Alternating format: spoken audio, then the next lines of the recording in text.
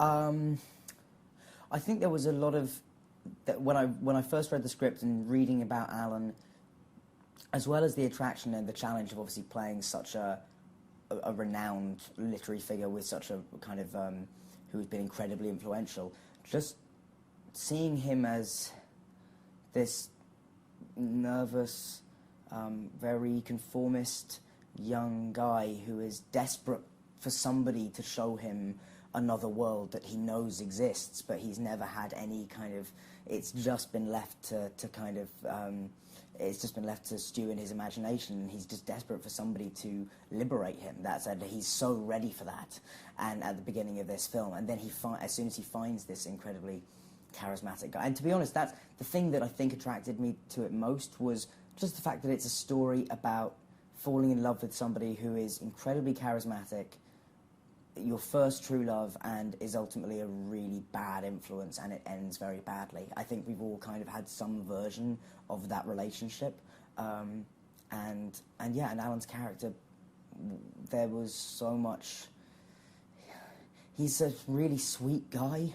I think that was one of the things that was so attractive about him. He was, out of all these kind of crazy, screwed up characters, Alan has a lot of dysfunction in him and a lot of things that he's fighting against, but he's always managed to kind of retain, and seem to, from beyond this film through the rest of his life, maintain his humanity and his compassion, and never let that very disturbed childhood kind of really affect him in the way that he was with people. He was always very, open and warm with everyone, and that's and so yeah, it was lovely to play that, and also to have such fun playing the relationships between Alan and Lou, and Alan and Jack, and Alan and Bill. Every relationship has a very different dynamic, and they were all great fun to play.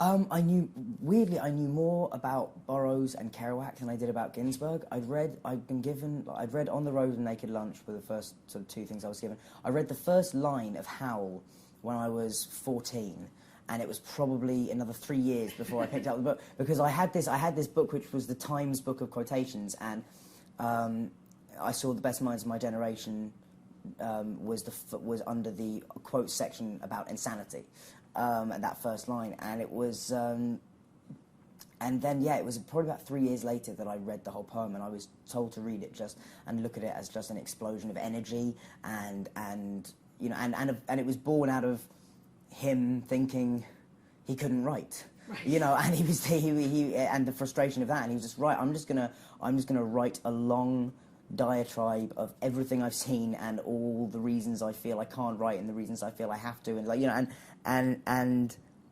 it's amazing. And now, knowing more about his personal life and having learned more about that through doing this film, the poetry takes on a whole other life, because suddenly you understand all these references he's making to, if you're reading Kaddish, like the grey old ladies, and all the experiences he'd had with his mother at these various rest homes, as I think they were termed then. It suddenly makes it all make a huge amount more sense, and the references turn from being what you think are kind of obscure allusions to old poems to, you suddenly realise they're actually just intensely personal, moments from his life that he's just sharing with you. So that's the thing with Ginsberg. There's a tendency to think, oh, he's so smart. He's just being, these are intellectual references, and generally they're not. They're things that's happened in his life, said in a very, a very often very florid way.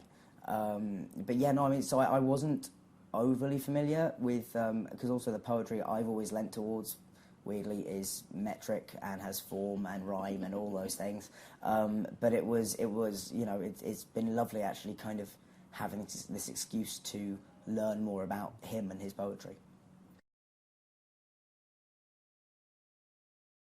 Working with Dane was one of the distinct pleasures of my career so far. Like, he's a great guy, and he's down to earth, and he's hard working, and just loves being on set, and has a great approach to the work, which I really enjoyed watching and learning from him in terms of how he and his fearlessness. Seeing that in another young actor was so inspiring. And yeah, like I just had a great time working with him, and I think we really got on well and formed a really good relationship off screen, which translated into a really good one on screen, I hope.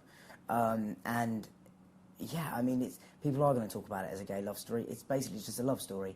Like, why, you know, that's the thing. I'm like, well, the gay thing's not really, like, I don't know how that makes it any different from another love story with two teenagers falling in love. Like, it's all much of a muchness, I suppose. Although, I mean, obviously in the context of the time, it has implications for the characters and what they're, and you know, and how they feel about themselves. You know, especially, I mean, Alan is marginally more at peace with himself than Lou is, but neither of them are particularly at the beginning of the story, and yeah. So I mean, it's to me the gay thing is sort of incidental, but nor do we shy away from that. Like, it is, you know, they are two young boys that fell in love, and that's just a fact. That's what happened, and it was lovely to be able to show that, and you know, I can think of many men I'd enjoy kissing less than Dane DeHaan.